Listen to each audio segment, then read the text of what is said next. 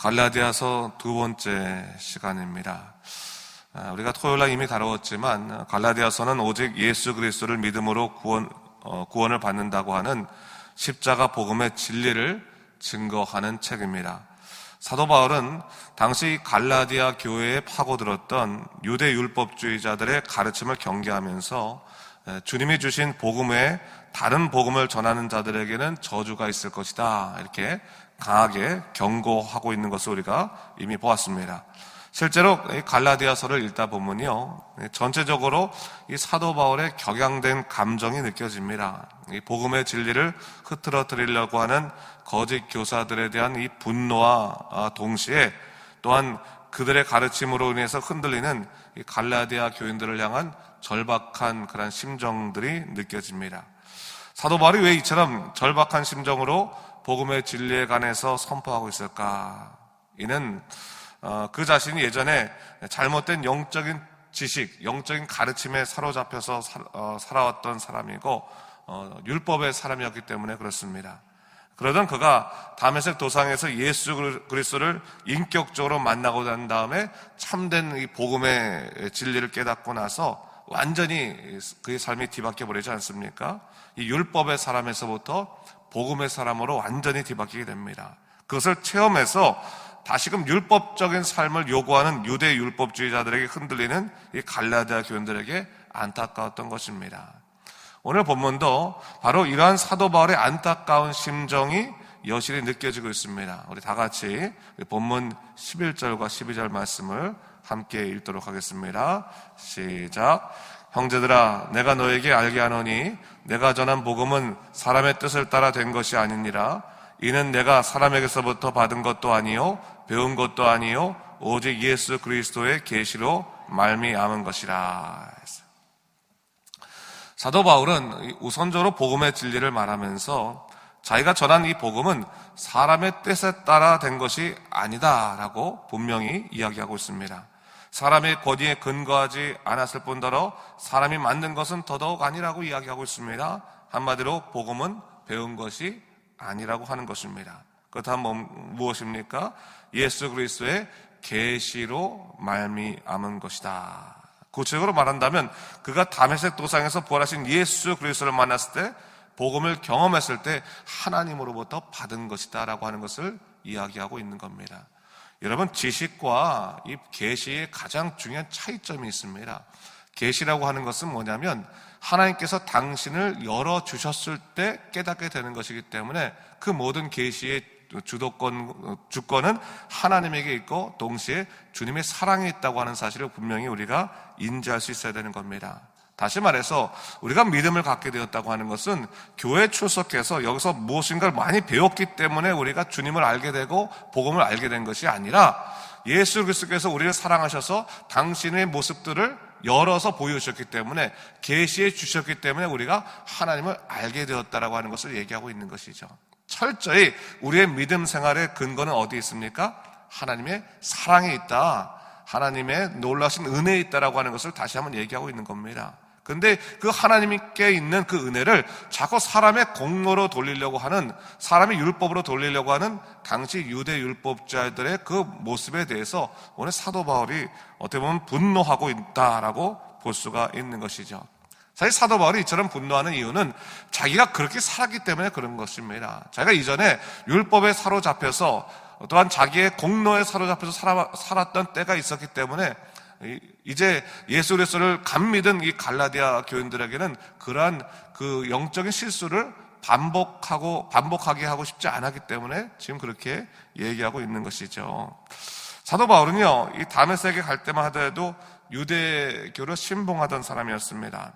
그는 오늘날로 말하면 이 터키의 타르소스라고 하는 지역이 있습니다. 이 타르소스라고 말하는 그 다소 출신으로서 당시 다소는 아테네와 알렉산드리아에 버금갈 정도로 학문과 문화가 아주 번성했던 도시였습니다. 특히 헬레니즘의 중심 도시로서 유명한 대학이 있었던 곳이었기 때문에 그는 헬라 철학에도 능통했을 것이고, 뿐만 아니라 당시 유대 최고의 율법학자라고 말할 수 있었던 가말리알의 수지자였기 때문에 가말리엘의 제자였기 때문에 율법을 열심히 배운 그런 지식인이기도 했습니다. 그러던 그가 예수 그리스도를 만나서 바뀌게 되는 거죠.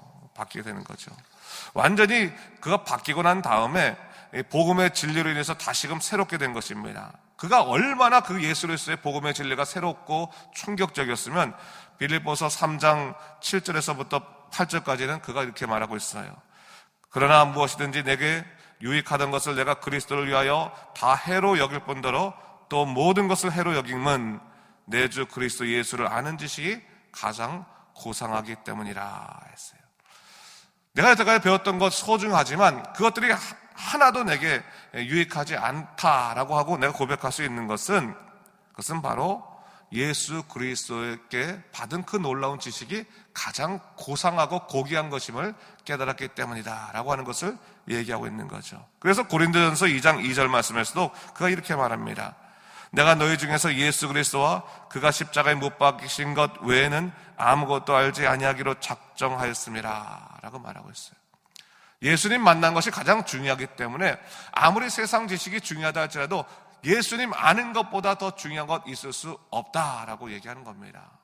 조금 더 구체적으로 말하면 주 예수 그리스도보다도 귀한 것 없네라는 고백을 하고 있는 겁니다.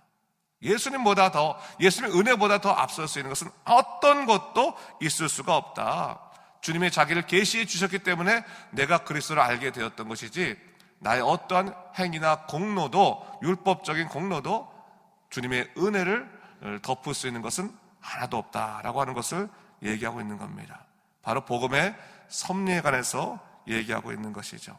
오늘 본문에서 사도 바울이 예수 그리스도의 계시를 경험한 후에 그가 깨달은 것을 얘기하고 있는데, 그가 이전에 유대교에 있을 때 이에 대한 열심이 누구보다 있었지만 정작 예수님 만난 다음에 모든 것이 달라졌음을 고백하고 있습니다. 그래서 모태에서부터 선택하셔서 그 은혜로 부르시는데 인간의 선택이 아닌 하나님의 선택과 이끄심으로 그가 이방인을 위한 사도가 되었음을 그가 또 이 갈라디아 처음 출발하면서 얘기하고 있는 것이죠. 자, 그가 예수 그리스도의 사람이 된 것은 철저히 하나님의 택하심과 은혜로 된 것이었다. 그것을 얘기하고 있습니다.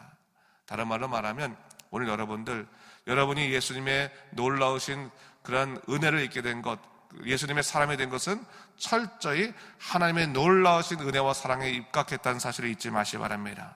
그 은혜가 있어서 내가 하나님의 사람으로, 십자가의 사람으로 살아갈 수 있게 됐다고 하는 사실입니다. 자, 그 은혜로 복음의 사람이 되었다라고 하는 것을 오늘 사도 바울이 이야기하고 있는 겁니다.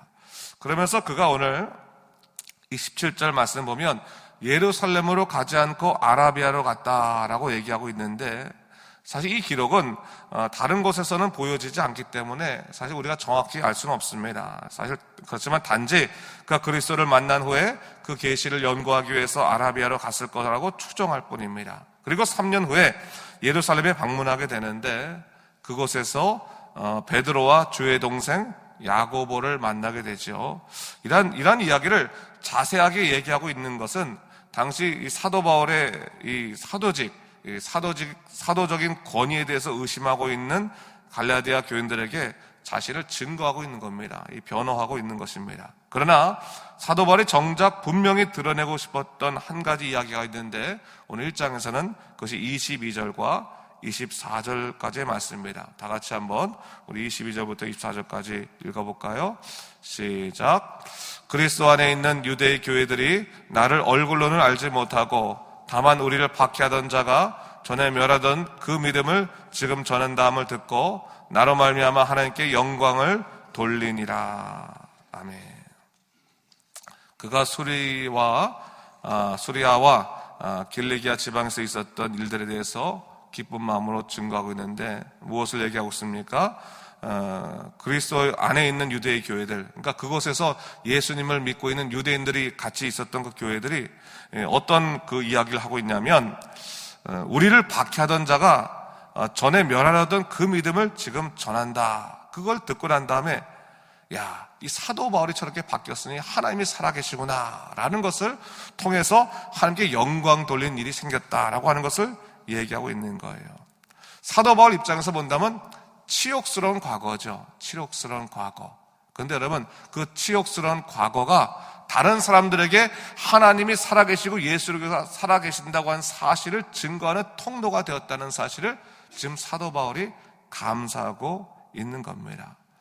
여러분, 우리는요, 가끔 가도 이런 일이 있습니다. 치욕스러운 자기 과거의 일들이 혹시나 드러날 것 같으면 그것이 너무나 두려워서 도망다니는 삶을 살아가지 않습니까? 사실 우리의 모습이 그렇지 않습니까? 그래서 과거를 묻지 마십시오. 그것이 사실은 어떻게 보면 이민교에 통용되는 얘기 중에 하나입니다. 묻지 말아야 될 것 중에 하나가 뭐 과거에 어떻게 살았냐 하나도 묻지 않는 경우들이 있는데, 사도 바울은 뭘 얘기하고 있는 겁니까?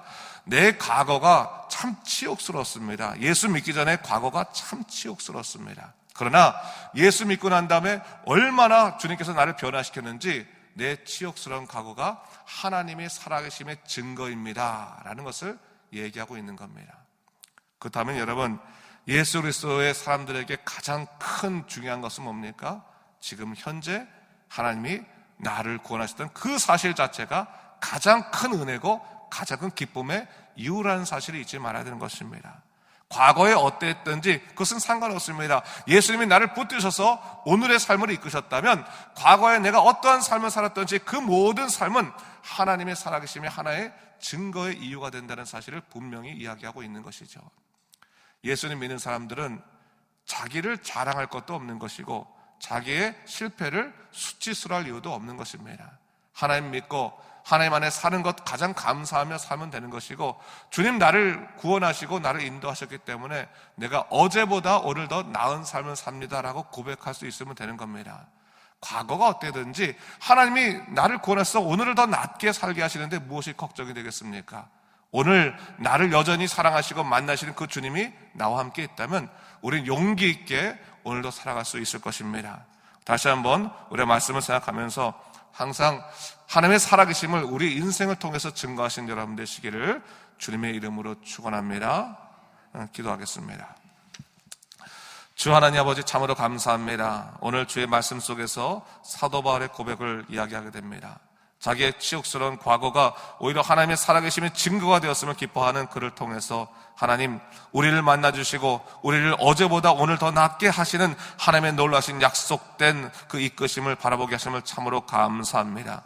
주 하나님 아버지, 비록 살아갈 때 실수하고 실패하고 넘어지고 고통스러울 때도 많이 있지만 주 하나님 아버지, 하나님이 살아계시기 때문에 우리가 다시 한번 일어섭니다. 주님 바라보며 우리가 믿음으로 나아갑니다. 주여, 놀라우신 하나님의 의지, 하나님의 은혜에 의지해 살아가는 믿음의 백성 될 수 있도록 인도하여 주시옵소서. 세상에 흔들리지 아니하게 하시고 오직 예수 그리스도의 십자가를 의지하고 살아가는 믿음의 백성 될 수 있도록 인도하여 주시옵소서. 감사드리며 이 모든 말씀 예수님 이름으로 기도드립니다. 아멘.